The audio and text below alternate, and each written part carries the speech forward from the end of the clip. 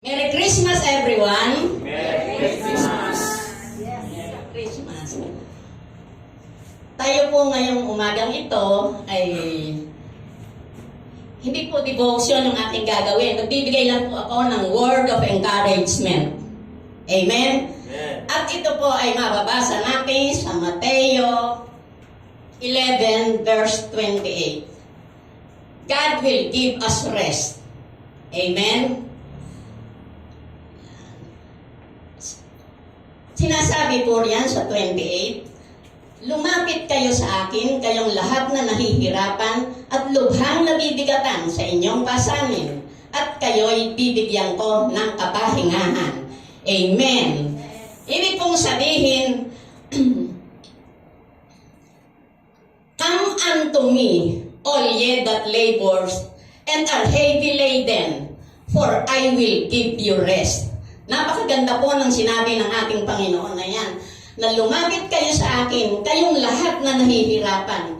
Yan po sa maikling verse na yan, mayroon pong utos ang ating Panginoon. Ano po yun? Lumapit lang tayo sa Kanya.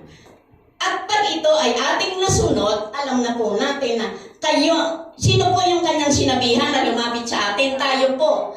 Yung lahat ng nahihirapan at lubhang nabibigatan sa mga pasanin. At ang pangako niya, bibigyan ko kayo ng kapahingahan. Ibig sabihin ng ating Panginoon, hindi pa po ba tayo pagod sa napakaraming kabigatan at problema o mga bigatin na taglay natin? Nananawagan po ang Panginoon na pagkakataon na para lumapit tayo sa Kanya. At kapag tayo ay lumapit sa Kanya, hindi po siya magdadalawang salita na ibigay sa atin ang paglutas doon sa mga problemang inilalapit natin sa Kanya. Amen. Lumapit kayong merong pagpakumbaba. Ang gusto ng ating Panginoon ay lumapit tayo sa Kanya, ng magmamakaawa tayo sa Kanya.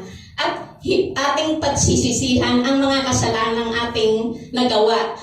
Lumapit lang po tayo ng mababang loob at pagsisihan natin ang lahat ng ating mga kasalanang ginawa. Amen. Hindi naman po siya madamot. Nakahanda po siyang ibigay lahat, sagutin ang lahat ng solusyon sa mga problema natin. Lamang ay ang hinihingi niya ay tayo ay lumapit sa Kanya na mayroong pagsisisi at mayroong pagpakumbaba. Amen po? Kaya, diyan po sinasabi na God will give us rest. Ibibigay lang po niya ito kung tayo ay tunay na nagpapakumbaba at lumalapit sa Kanya.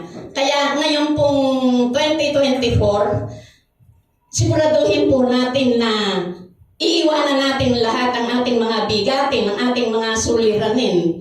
Iwan na po natin lahat yan at salubungin po natin ang bagong taon na open heart tayo, na sa Panginoon lamang tayo tumitingin. Dahil yan naman po ang pangako ng ating Panginoon, ang kaisa-isa niyang pangako na tayo po ay bibigyan niya ng buhay na masagana at kasiyasiya. At ang pangako po niya na eternal life ay masusunod lang po kung susundin natin ang kanyang mga kautusan. Amen po? So, yan lang po ang ating maikling devotion. Iniliit lang po natin ang oras dahil alam naman po ng lahat na ngayon po ay very special day. Lalong-lalo na po sa ating women's. To God be all the